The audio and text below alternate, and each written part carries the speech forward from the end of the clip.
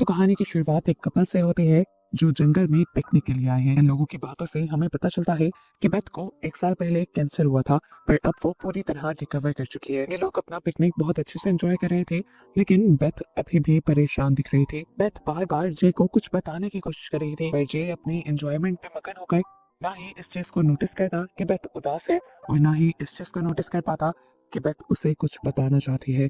चलते चलते ये लोग घने जंगलों में आ जाते हैं, और ऐसे ही जंगल के ढलानों पर चढ़ते हुए बेथ गिर जाती है और उसे चोट भी लग जाती है। वो जो से कहती है, मैं कुछ देर में आती हूँ, अपना जख्म साफ करके, और वाटरफॉल के पास बैठकर जोर जोर से रोने लग जाती है। इसी सब के दौरान बेथ नोटिस करती है कि सामने एक मरा हुआ जानवर था, और इसे बहुत ही अजीब तरीके से मारा गया था, और उस जानवर की पूरी खाल उतरी हुई थी। वो डर कर चिल्ला कर जे को यहाँ पर बुला लेते हैं, पर जे इसमें तो भी उसे समझाता है, बेथ ये कौन सी डरने की बात है, जंगल है, शिकारी होंगे यहाँ पे, और जरूर ही किसी शिकारी का ही शिकार होगा। खैर ये लोग अपना पूरा दिन एंजॉय करते हैं, और रात होते ही अपने लिए टेंट लगा लेते हैं। बातें करते हुए इन्हें दोबारा जंगल से गोली चलने की आवाज आती है, और जेफ से कहता है, मैंने कहा था ना कि यहाँ पर जरूर शिकारी होंगे, बस अब टेंशन मत लो, चलो सोते हैं। आधी रात में बेथ की आंख खुलती है किसी आहट से। उसे लग रहा था कि उसके टेंट के बाहर कोई है। चेक करने के लिए वो बाहर गई, तो करीब तो उसे कोई नहीं दिखा।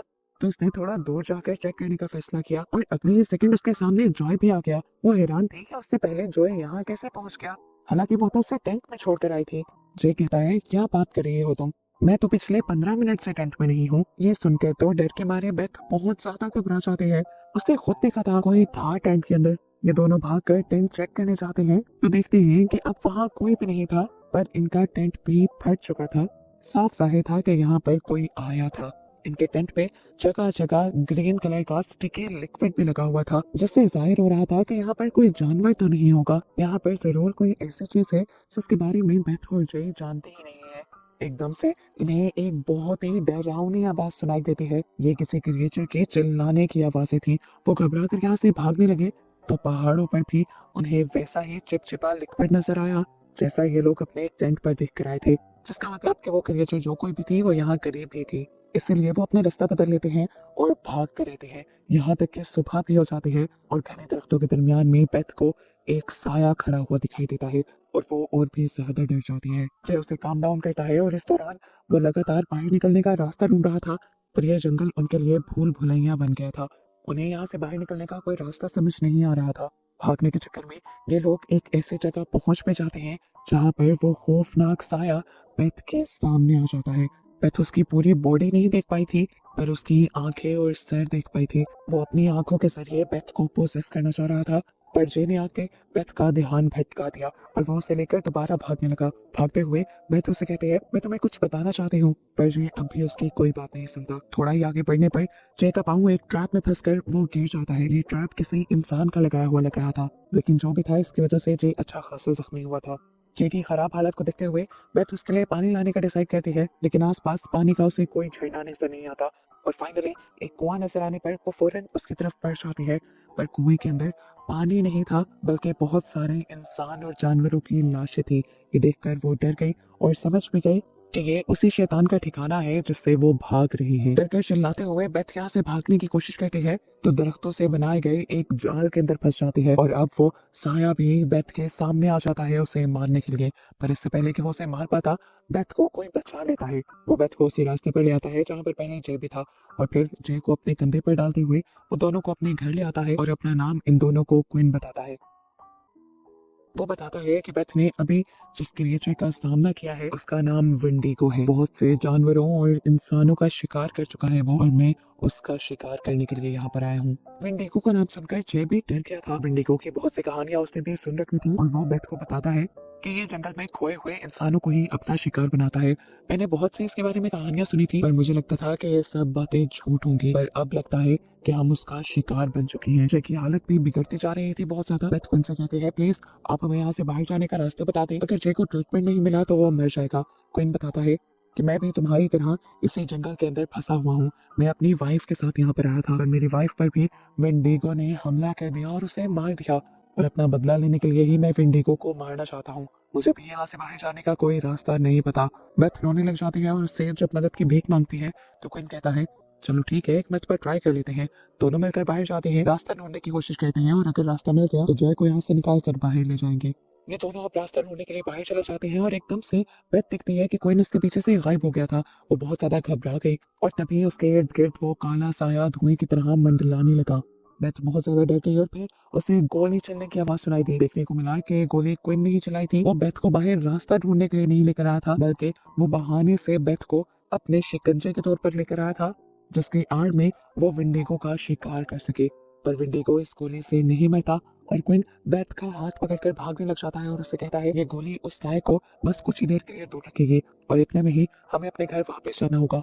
बेथ को ये जानकर बहुत दुख हुआ कि क्विन ने उसे धोखा दिया था। फिर ये लोग घर वापस आ जाते हैं और आते ही बेथ देखती है कि जे दर्द में तड़प रहा था। उसकी हालत और भी बिगड़ चुकी थी और वो अब क्विन से कहते हैं तुमने पहले जो कुछ मेरे साथ किया मैं तुम्हें उसके लिए माफ करती हूँ, लेकिन इस शर्त पे कि तुम्हें दोबारा मेरे साथ बाहर जाना होगा और जंगल से बाहर निकलने का रास्ता ढूंढना होगा। पर क्वीन उससे कहता है पागल हो गई हो, मैं तुम दोनों को यहाँ से कहीं नहीं जाने दूंगा।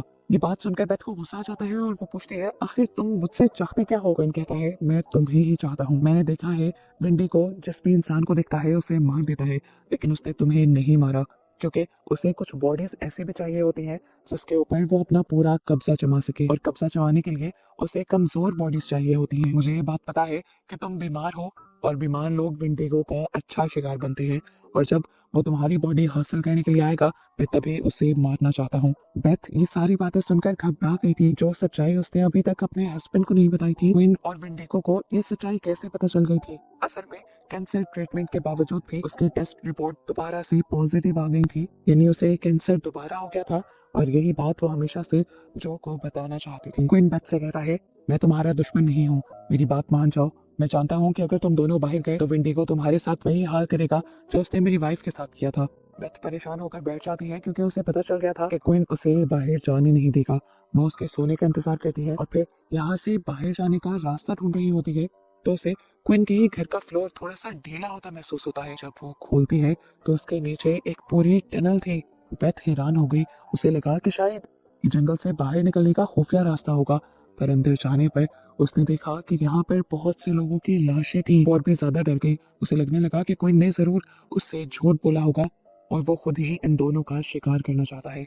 डरते हुए बेथ जब बाहर निकले तो क्वीन पहले से ही जागा हुआ उसके ऊपर बंदूक तान चुका था। बेथ रोने लग जाती है और कहती है आखिर तुम हमसे चाहते क्या हो, इन मासूम लोगों को तुमने क्यों मारा। क्वीन बताता है कि इनको मैंने नहीं मारा, ये लोग जंगल में भटक गए थे, इनमें से कुछ लोग बीमार थे तो कुछ लोग जख्मी थे। मैं जानता था कि विंडिगो जरूर इनकी बॉडी लेना चाहेगा और मैं बस मौके की तलाश में था कि कब विंडिगो इनकी बॉडी में आए और मैं विंडिगो का शिकार करूं। पर विंडिगो ने इन सब लोगों को ही मार दिया और फिर बहुत सारे इंतजार के बाद तुम यहाँ आई। तुम फाइनली वो इंसान थे जिसे विंडिगो ने मारा नहीं, और मुझे ये बात कंफर्म हो गई कि विंडिगो तुम्हारी ही बॉडी लेना चाहता है। इसलिए मैं नहीं चाहता कि तुम यहाँ से जाओ। मुझे हर हाल में अपनी वाइफ का बदला लेना है विंडिगो को मारकर, और अगर तुम यहाँ से चली गई तो मेरा ये सारा का सारा प्लान फ्लॉप हो जाएगा, और अगर तुम यहाँ से भाग भी गई तो इस टाइम तुम्हारे से भी अच्छा शिकार तुम्हारा हस्बैंड जे है, जिसके जख्म बहुत ज्यादा खराब होने की वजह से अब उसकी बॉडी तुम्हारे से भी ज्यादा कमजोर हो गई है। जय का नाम सुनकर बेथ तड़प जाती है और कहती है तुम जय को कुछ नहीं करोगे, इसके बदले मैं तुम्हारा साथ दूंगी। मैं विंडिगो से लड़ भी सकती हूँ और तुम्हारा काम आसान भी कर सकती हूँ। बेथ की बात मानते हुए वो बेथ को लेकर अब जंगलों में चला जाता है और बेथ उससे सवाल करती है कि आखिर मुझे करना क्या होगा। क्वीन उससे कहता है तुम्हें कुछ नहीं करना, जो करना है विंडिगो खुद कर लेगा, बस तुम्हें उसकी आंखों में नहीं देखना। अगर तुमने उसकी आंखों में देख लिया तो फिर वो तुम्हारी आंखों के जरिए तुम्हारी बॉडी में आ जाएगा और मजबूरन उसे मारने के साथ साथ मुझे तुम्हें भी मारना पड़ेगा। क्वीन के प्लान के मुताबिक जल्द ही विंडिगो काला धुआं बनकर यहाँ आ भी जाता है, लेकिन कहानी में एक ट्विस्ट लेकर वो बेथ की बॉडी में आने के बजाय क्वीन की ही बॉडी में आने लगता है, क्योंकि क्वीन ने आज उसकी आंखों में देख लिया था। बेथ को लगा था कि अब विंडिगो क्वीन के अंदर आ गया है, इसीलिए वो क्वीन को चाकू से मार देती है। पर असल में ये भी विंडिगो की बस एक चाल थी बेथ को भटकाने के लिए। वो विंडिगो के अंदर था ही नहीं, बस उसने यहाँ पे सारा नाटक किया था क्वीन के अंदर जाने का, और अब वो बेथ को अपने कब्जे में ले लेता है और ले जाता है अपने उस ठिकाने में, उसी कुएं में जहाँ बेथ पहले भी एक मर्तबा गई हुई है। बेथ बहुत ज्यादा डर जाती है, ये कुआं बहुत ज्यादा डीप था और अब बेथ को लगने लगा था कि उसकी जान नहीं बच सकती, क्योंकि वो इस कुएं से बाहर निकल ही नहीं पा रही। थक हार कर बेथ जोर से चिल्लाती है और कहती है मान ली है मैंने हार, थक गई हूँ मैं और असलियत की जिंदगी नहीं गुजार सकती, आ जाओ और ले लो मेरी बॉडी को। उसकी ये बात कहते ही धुआं बनकर दोबारा विंडिगो यहाँ आ जाता है और अपना असली रूप भी ले आता है। दिखने में वो बहुत ही ज्यादा भयानक था। बेथ की बॉडी के अंदर जाने के लिए उसे बेथ की आंखों में दिखना था, लेकिन बेथ ने तो आंखें खोली ही नहीं, बल्कि उसकी मौजूदगी को महसूस करते हुए अपने हाथ में पकड़े हुए चाकू से उसने विंडीगो के ऊपर हमला कर दिया। और इस तरह विंडीगो पहली मर्तबा किसी इंसान की जाल में फंस गया। बेथ ने जब महसूस किया कि विंडीगो जख्मी हो चुका है तो उसने आंखें खोली और विंडीगो पर और बहुत सारे वार किए, यहाँ तक कि उसे लगा कि विंडीगो मर गया है और अब उसकी जान बच चुकी है। वो अब अकेले ही अपनी जीत की खुशी मना रही थी। उसे ऐसा लग रहा था कि जैसे विंडीगो को मारकर उसे नई जिंदगी मिल गई है। वो अब इस कुएं से भी बाहर निकल आती है और जल्दी से जे के पास जाती है। जे को उठाकर वो इस जंगल से बाहर भी निकल आती है, क्योंकि विंडीगो के मरने के साथ विंडीगो का जादुई असर भी इस जंगल से खत्म हो गया था और जो भूल भुलैया ये जंगल बना हुआ था वो भी नॉर्मल होकर इन्हें बाहर जाने का रास्ता मिल चुका था और अब इन दोनों की जिंदगी बच चुकी थी। और ऐसे इन दोनों को ही